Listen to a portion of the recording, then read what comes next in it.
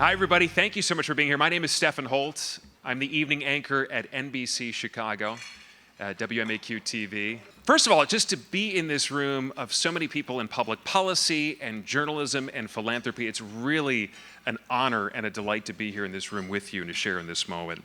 My role is simple. I'm here to guide you through this event and what's going to be a very full summit of conversations and discussions on the roles and the challenges of local media right here in the land of Lincoln, in the state of Illinois. A little bit of a rundown of what we're going to discuss today. We're going to talk about the 9 counties in Illinois that are relative news deserts. We'll talk about how public policy can help support this important work, how philanthropy is playing a key role in finding new solutions to funding. We'll talk about how public media is adapting to the new funding landscape, and how independent local voices are now efforting to find new audiences. The goal here simply is we want you to come away with a sense of optimism, a sense of hope about the future. Also a hope in those solutions, because we know there are some great models that are actually working. They're getting things done. That includes in local and public media, from Block Club Chicago and Cicero Independiente to Vergatentonia Times, the Illinois Times in Springfield, so many different organizations. So we'll get things started. And first, I'd like to welcome Illinois' Poet Laureate Mark Turcotte, as well as award-winning poet Tara Betts, to start us off. Thanks, Stefan. Thanks to everybody. The good thing about me being up here is you don't have to hear a poem. Those of you who are worried about, 2 poets.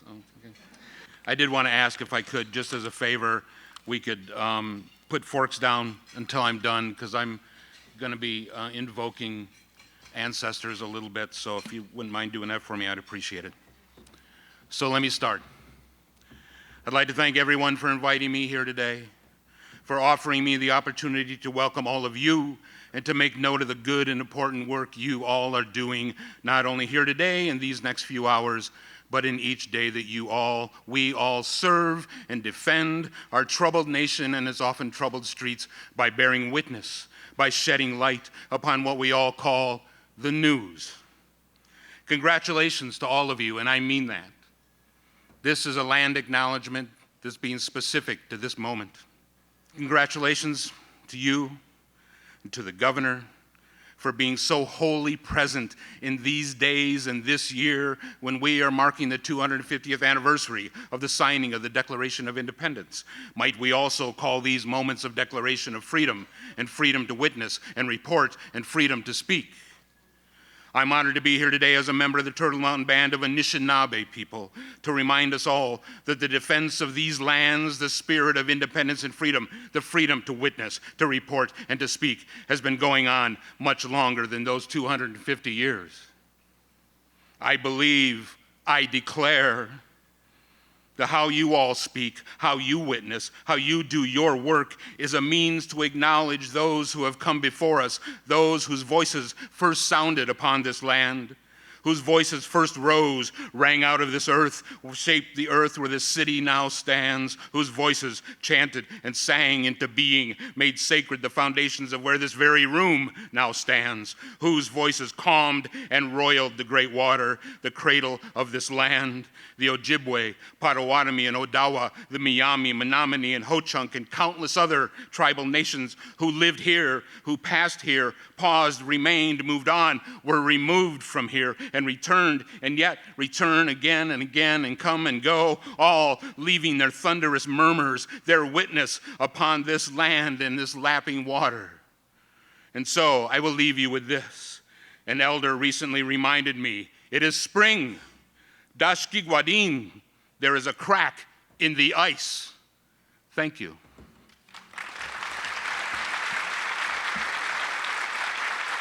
Good morning / afternoon, good people.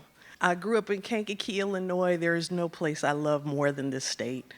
And I've lived a couple other places, so I'm happy to be here and share this poem that I originally wrote for the Illinois Biennial. Yeah, I believe that's what it was. And here we go.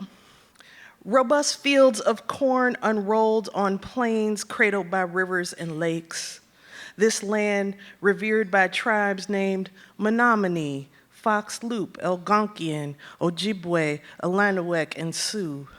This land, nestled by lakes, heart of a continent taken from tribes now nicknamed America. Illinois does not forget its beats. A heart, a muscle, a fulcrum for blood that runs deep, thrums in this state, this land of former factories, shuttered, and farms that keep marching, moving into relentless seasons, moon cycles. Illinois, you persist. Teach us to love picket signs and soil, know the turns of cogs, yet shout what is not right, not fair. Illinois, you are always shifting, permanent and radiant. Your two former capitals, one drowned in the effluvium of floods before settling on your third and final home in fields, an industry that grows upward. Illinois, DeSable crowned Chicago, your grandest and roughest city. Writers and musicians ease into growth here, tough weeds from the soil. Your contradictions of machine and prairie grass sing. You are the song that draws us to the hearth. Illinois, you keep swinging with your feet firmly rooted on earth. You keep us standing, upright, standing with tenacity.